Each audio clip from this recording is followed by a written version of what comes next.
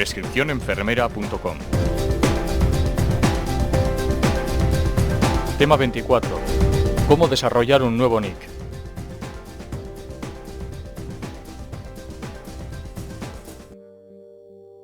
A pesar de la extensión del sistema, la clasificación NIC no puede considerarse un catálogo cerrado, completo de actividades de enfermería, en tanto que la enfermería es una profesión joven, como también lo es la propia clasificación, y en pleno cambio.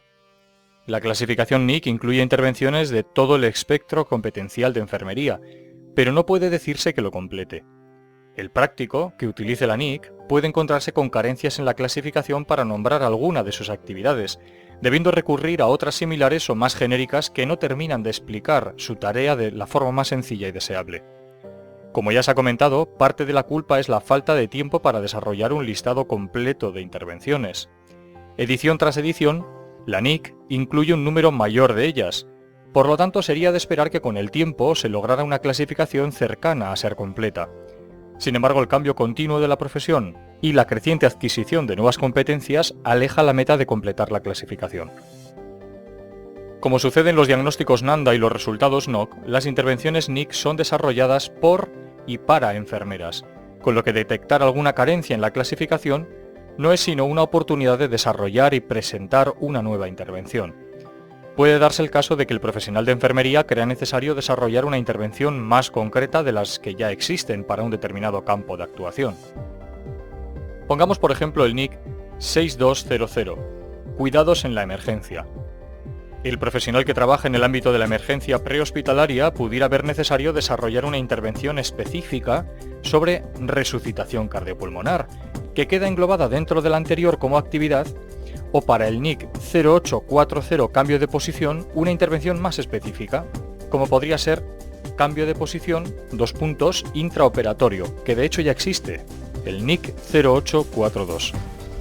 Como norma general, el equipo de la NIC admite a estudio una intervención nueva si como mínimo el 50% de las actividades que la conforman son distintas de otra intervención relacionada.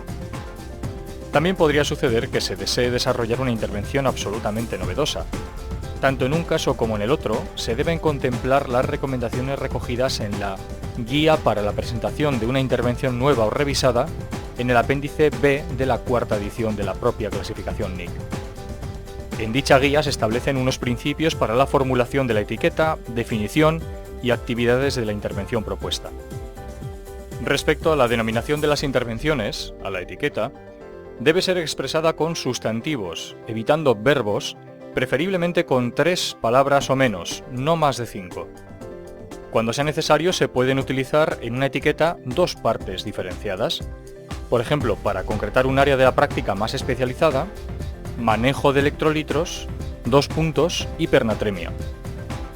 En la redacción de la etiqueta se incluirá un modificador que represente la acción del cuidador, por ejemplo, actuación, administración, asistencia, control, cuidados, disminución, estimulación, fomento, mantenimiento, precaución, protección, restablecimiento, terapia.